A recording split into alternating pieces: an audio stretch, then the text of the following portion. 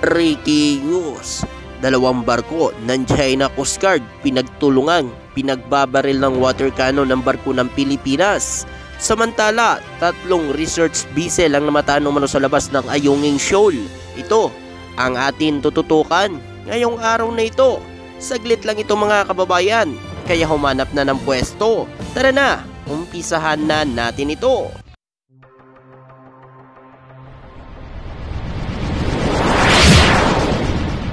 Pang Hilonggo, Please subscribe subscribe and like. and share. Ayon umano sa balita, nito lamang Abril 30, 2024, nagkaroon umano ng mga insidente sa Scarborough Shoal kung saan ang dalawang Chinese Coast Guard ay gumamit umano ng water cannon laban umano sa mga barko ng Pilipinas. Sa isang video mula sa Philippine Coast Guard, nagpakita umano ang BRP Bagakay at ang RRB na 4410 ng Pilipinas na binaril umano ng water cannon ng China Coast Guard habang ito ay lumalapit umano sa Scarborough Shoal sa South China Sea. Ayon pa nga umano sa nakalat nating impormasyon, patungo umano ang BRP Bagakay sa paghatid umano ng tulong sa mga mangingisdang Pilipino na nangingisda umano sa West Philippine Sea. Ang dalawang barko umano nito ng Philippine Coast Guard at ng Bureau of Fisheries Aquatic Resources. Ito umano ang pinapadeploy umano ni Pangulong Ferdinand Marcos Jr. para pangalagaan umano ang mga mangingisdang Pilipino na nangingisda umano sa West Philippine Sea. At ayon pa dito, ang mga barko na ito ay naghahati din umano ng tulong sa mga mangingisdang Pilipino, katulad na lang ng pagbibigay umano ng subsidy oil at mga groceries para sa ating mga mangingisdang Pilipino. Ang Scarborough Shoal ay isa umano sa mga inaangkin umano ng bansang China na kanila daw yan teritoryo, kaya pinipilit nila na alisin umano ang mga barko ng Pilipinas at mga mangingisdang Pilipino na nangingisda umano sa West Philippine Sea. At ayon pa dito, napanalunan na po ito ng Pilipinas noong 2016 sa arbitral ruling. Subalit, ito po'y hindi umano sinusunod ng bansang China. Tila ba'y gumagawa umano ng sariling batas ang China na kanila daw yan teritoryo. At ayon pa nga umano sa nakalat nating impormasyon, wala sanang gulo dyan sa West Philippine Sea kung sumusunod umano ang mga barko ng China sa angklos na nilagdaan umano ng Pilipinas at ng China. At ayon pa dito, ang mga insidenteng ito ay nagdulot umano ng tensyon sa pagitan ng Pilipinas at China. Ayon sa mga ulat, ang isang barko ng Pilipinas ay nasira dahil sa paggamit umano ng water cannon ng dalawang barko ng Chinese Coast Guard. Mahalaga umano mapanatiling mapayapa at maayos ang pagtugon sa ganitong mga insidente upang maiwasan umano ang anumang paglala ng sitwasyon sa West Philippine Sea. Ang diplomasya at pakikipag-usap sa pagitan umano ng mga bansa ay mahalaga upang mapanatili ang kapayapaan at seguridad sa riyon. At ayon pa nga umano sa nakalat nating impormasyon, matapos umano ang mga insidente ng paggamit umano ng water cannon ng mga barko ng China laban sa mga barko ng Pilipinas sa Scarborough Shoal, ang Pilipinas ay nagpahayag umano ng pagkondina at pagsasalita laban sa ginawa umanong pag-atake ng China Coast Guard. Ayon sa mga ulat, ang Pilipinas ay nagpahayag umano ng galit at pagdismaya sa pangyayaring ito at itunuring itong isang paglabag sa soberanya ng bansa. Ang Pilipinas ay nagtanggol sa karapatan at soberanya nito sa West Philippine Sea at nananawagan umano sa China na respeto ang internasyonal na batas at magpatupad ng diplomasya at respeto sa karapatan ng iba't ibang mga bansa sa riyon. Grabe na ito mga kababayan, ang ginagawa umano ng mga barko ng China sa atin mga teritoryo. Hindi na nirerespeto ang soberanya ng Pilipinas.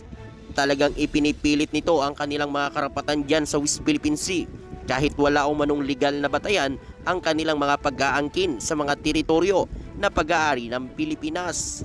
At ayon pa nga umano sa nakalat nating impormasyon, walang karapatan ng bansang China na angkinin ang anuman na bahagi umano ng Pilipinas dahil ito umano ay pag-aari ng Pilipinas.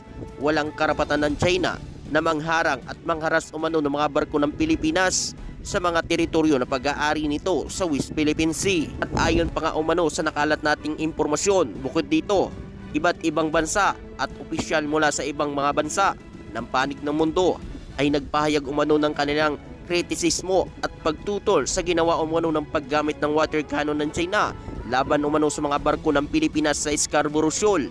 Ang mga insidente na ito ay nagpapakita na patuloy ang tensyon at hidwaan sa West Philippine Sea at ang mahalagang hakbang na dapat gawin ay pagtitiyak ng mapayapang resolusyon sa anumang mga isyu sa riyon upang maiwasan ang anumang paglala ng sitwasyon. At ayon pa nga rito, ang mga ganitong hakbang umano ng mga barko ng China ay naglagay umano sa panganib sa mga sakay na tripulante nito sa mga barko ng Pilipinas. At ayon pa dito, hindi dapat ito ginagawa umano ng mga barko ng China. At ayon pa nga umano sa nakalat nating impormasyon, hindi daw umano sinusunod ng bansang China ang pinagkasunduan na batas o UNCLOS sa mga teritoryo na pag-aari ng Pilipinas sa West Philippine Sea. Dahil kung sinusunod ito ng bansang China, ay wala pong hidwaan na mangyayari umano sa Pilipinas at sa bansang China. Kaya dapat lang talaga na ipagtanggol natin ang ating mga karapatan sa West Philippine Sea dahil ito ay pag-aari umano ng Pilipinas at hindi ito pag-aari ng China. Kaya hinihikayat umano ni Pangulong Ferdinand Marcos Jr. ang lahat ng mga Pilipino na samahan sa laban na ito dahil ito ay atin ito teritoryo. Ikaw kababayan, ano ang masasabi mo dito at makukomento mo? At sa iba pang mga balita, ayon umano sa balita, sa unang pagkakataon, 3 umanong research vessel mula sa China ang nakita umano sa labas ng Ayungin Shoal sa West Philippine Sea. Sinabi umano ng Philippine Navy nito lamang Martes.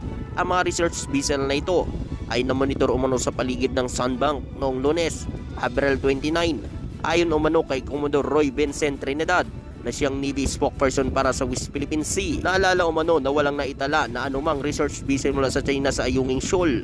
Sabi umano ni Trinidad na regular na briefing ng Armed Forces of the Philippines, ang 3 sasakyang pandagat ng China sa Ayungin Shoal ay walang ginagawa umano. Inuugnay umano ni Trinidad ang presensya ng mga research vessel ng BJ na nagpapatuloy umano sa balikatan war game sa pagitan umano ng Maynila at Washington na tatagal umano hanggang Mayo 10. At ayon pa nga umano sa nakalat nating impormasyon, isang barko umano ng China ang namataan umano na isang research vessel umano ng China sa Albay na ngayon ay nasa Catanduanes na. At ayon naman sa ahensya ng gobyerno, nagpadala na umano ito ng mga barko para harangin ang barko na ito at imbestigahan kung ano ang ginagawa nito sa exclusive economic zone ng bansa. At ayon pa nga sa nakalat nating impormasyon, wala daw umano itong mga papel ang mga barko ng China na naglayag umano sa pasok sa exclusive economic zone ng bansa. Sabi na talaga itong bansang China mga kababayan, kawalang respeto na umano ang ginagawa nito sa soberenya ng Pilipinas. Pero inyong mga kababayan, walang kasulatan, pumasok umano sa teritoryo na pag-aari ng Pilipinas, napasok pa sa exclusive economic zone ng bansa. Ang Albay umano at ang Catanduanes ay napakalayo na umano yan sa China. Subalit pumasok pa ang barko ng China dito sa ating mga exclusive economic zone ng bansa. Kaya dapat lang nahulihin at pagmultahin ang mga barko na yan. Good news naman umano sa bansang Pilipinas dahil dumating na umano ang isang bagong mobile radar ng Pilipinas na galing umano sa bansang Japan. At ayon pa umano kay Defense Secretary Gilberto Chodoro Jr., makakatulong umano ito para mabantayan ang ating mga teritoryo na pag-aari dyan sa West Philippine Sea. Madagdagan na umano ang mata ng Pilipinas at mapapangalagaan ang ating mga mangingisdang Pilipino na hinaharas umano ng mga barko ng China. At ayon pa dito, napakalaking tulong ito sa bansa natin. Ikaw kababayan, ano ang masasabi mo at makukomento mo dito?